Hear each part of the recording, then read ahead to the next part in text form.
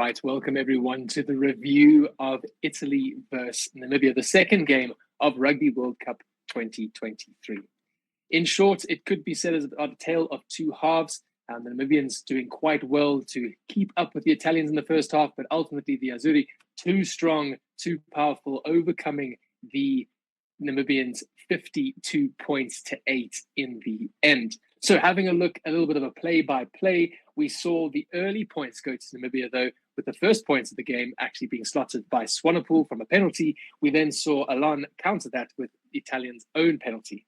It then seemed all to change when, unfortunately, the Namibian hooker, Van Jaarsveld, got a yellow card for deemed to be cynically collapsing the maul just before the try line, although no penalty try was awarded. So the Namibians, one man down, then proceeded to concede 2 tries.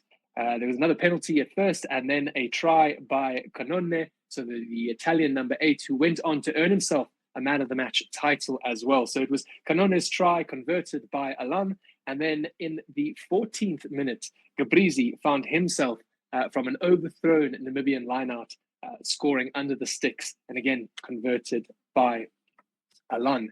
But it wasn't all to be Italy in the first half.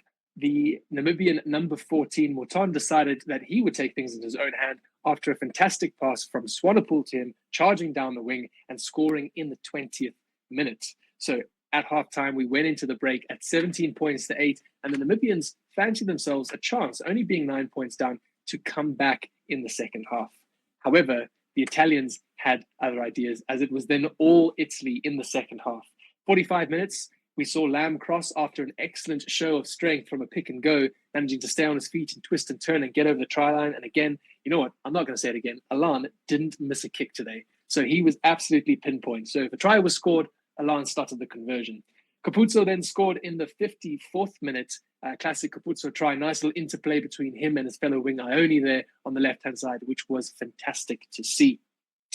The replacement hooker, Faiva, scored in the 73rd minute, and then again, Zuliani scored in the 77th minute.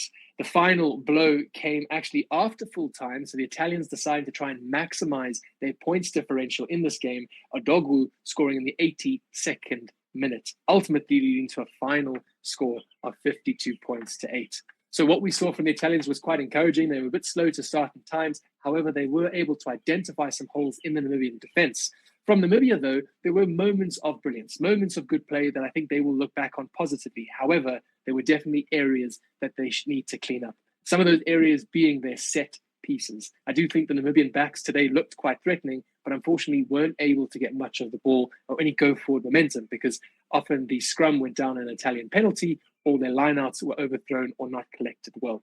So overall, the mighty Italians are carrying in their good form into the Rugby World Cup, and the Namibians are still searching for their first Rugby World Cup win ever.